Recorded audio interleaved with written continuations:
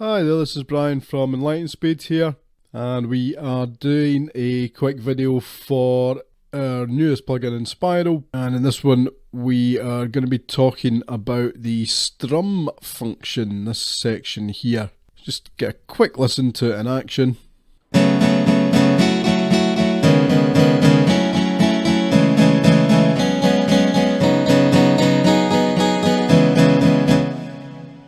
Got a lovely sound to it, as you can hear.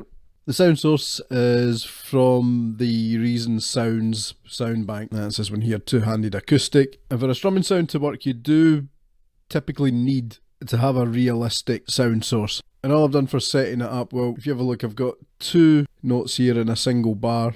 First one's half a note on D, the second one on F sharp, and that's all there is to that bit. So what is Inspiral doing? Well, first of all, we have the setting in the global mode set to strums. So the probabilities don't matter, it is locked into strums. Then with the tempo at 115, we've got the rate set at 1/8. Complexity is set to 8 for this, size is set to 4. I'll come back to those in a wee second. But of the more standard controls for a strummer, we've got the direction type, the strum type, got this set to up down.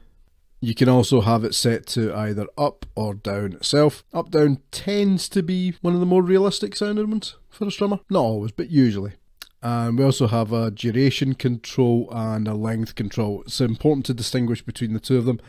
The length is where the end of the notes is, and the duration is the amount of time it takes for the strum to enact itself. So the easiest way to think of it is amount of time between when the first note and the final note of the strum are activated.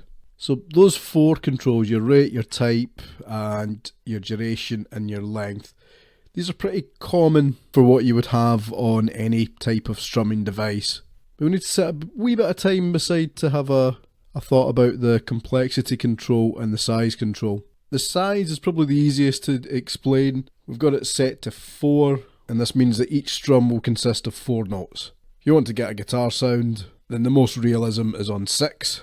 So just set it to that, and then you'll hear that again when we press play again. And the complexity, I've got it set to 8, which is the maximum amount. And what complexity really does is determines how far off the beaten path the chord can really go. So basic chords like a normal major 5th or major 7th, they're all available at the lower settings like 1 and 2. But the more bizarre and jazzier chords are up towards the higher settings.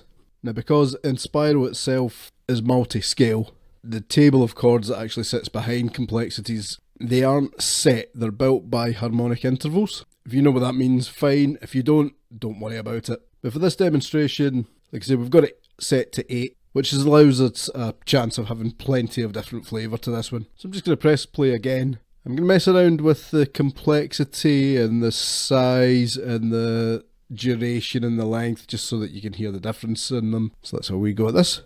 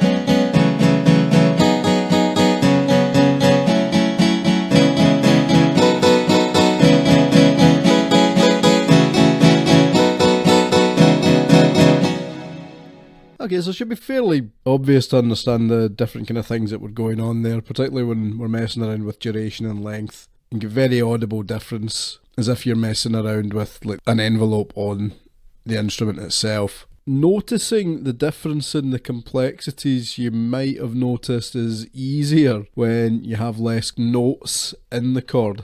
So when it's set to 4, for example, it makes it easier to hear the difference in the complexities. Because once you start to have larger sizes, then they start to get very complex anyway, just because of the number of notes in there. But for the most part, that's all you really need to know about the strum section. The only other thing I'll mention here as well, just briefly I wanted to talk about the repeats and the ratchets, which is just another extra wee thing we wanted to throw in. Just set the global mode to repeats here, and the concept for them is exactly the same as strums. You have a chord randomly chosen. We still have our complexity and size controls here. There's no requirement for type controls or duration controls, so those aren't there. What we do have in this section is we have one control for rate and length for the repeat section, and controls for rate and length for the ratchet section. It's just to allow a wee bit of slightly more easy variance. But these two share a panel because they're effectively the same thing, repeat and ratchet. They're just repetition at different speeds. Repeats tend to be slower, ratchets tend to be faster.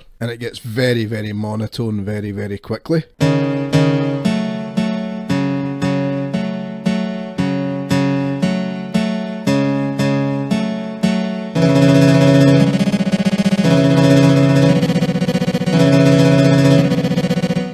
So no prizes for guessing which bit was the repeat and which bit was the ratchet. It's certainly a very cool effect, but it's one of those things that you don't want to let a composition get too bogged down with that, because it is really just an effect, albeit a MIDI effect, a musical effect. But anyway, that's us for this video. The last video of our series about Inspiral will be covering the arpeggiator section and showing you some cool tricks that we can do with the latch section as well.